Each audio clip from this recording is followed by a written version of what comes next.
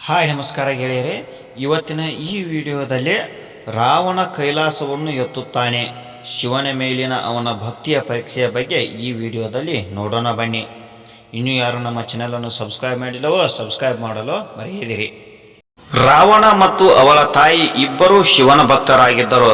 ಒಮ್ಮೆ ರಾವಣ ತಾಯಿ ಕೈಲಾಸ ಪರ್ವತವನ್ನು ಭೇಟಿ ಮಾಡಲು ಬಯಸಿದಾಗ ದುರಹಂಕಾರಿ ರಾವಣ ಕೈಲಾಸವನ್ನು ಅವಳ ಪಾದಗಳಿಗೆ ತರಬಹುದೆಂದು ಹೇಳಿದನು.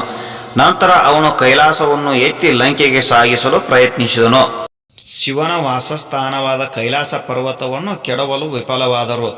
ಅದು ಶಿವನನ್ನು ಕೋಪಗೊಳಿಸಿತು. ಶಿವನು ತನ್ನ ಭಕ್ತನ ಮೇಲೆ ಎಷ್ಟು ಕೋಪಗೊಂಡನೆಂದರೆ ಅವನನ್ನು ಕೈಲಾಸ ಪರ್ವತದ ಕೆಳಗೆ ಬಂಧಿಸಿದನು. ಸಿಕ್ಕಿಬಿದ್ದಾಗ ರಾವಣನು ಭೋಲೆನಾಥನನ್ನು ಮೆಚ್ಚಿಸಲು ಸ್ತುತಿ ಗೀತೆಗಳನ್ನು ಹಾಡಲು ಪ್ರಾರಂಭಿಸಿದನು. ಅವನ ಬಳಿ ಯಾವುದೇ ಸಂಗೀತ ವಾದ್ಯಗಳಿಲ್ಲದ ಕಾರಣ ಅದರಿಂದ ಸಂಗೀತ ವಾದ್ಯವನ್ನು ತಯಾರಿಸಲು ಅವನು ತನ್ನ ತಲೆಗಳಲ್ಲಿ ಒಂದನ್ನು ಕತ್ತರಿಸಿಕೊಂಡನು.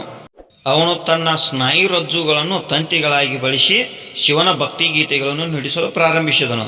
ಶಿವನು ಅವನನ್ನು ಕ್ಷಮಿಸಲು ಸಂತೋಷ ಪಡುವ ಮೊದಲು ಇದು ಹಲವಾರು ವರ್ಷಗಳ ಕಾಲ ನಡೆಯಿತು. ಸಂಗೀತ ವಾದ್ಯವನ್ನು ಹುಟ್ಟು ಹಾಕಿದ ಮೊದಲ ವ್ಯಕ್ತಿ ರಾವಣ ಎಂದು ಹೇಳಲಾಗುತ್ತದೆ. ನಿಮಗೆ ಈ ವಿಡಿಯೋ ಇಷ್ಟವಾಗಿದ್ದರೆ ಲೈಕ್ ಮಾಡಿ ಹಾಗೂ ಇತರರಿಗೂ ಶೇರ್ ಮಾಡಿ ಮತ್ತು ಇನ್ನೂ ಇಂಥ ಹೆಚ್ಚಿನ ಉಪಯುಕ್ತ ವಿಡಿಯೋಗಳಿಗಾಗಿ ನಮ್ಮ ಚಾನಲನ್ನು ಸಬ್ಸ್ಕ್ರೈಬ್ ಮಾಡಿ.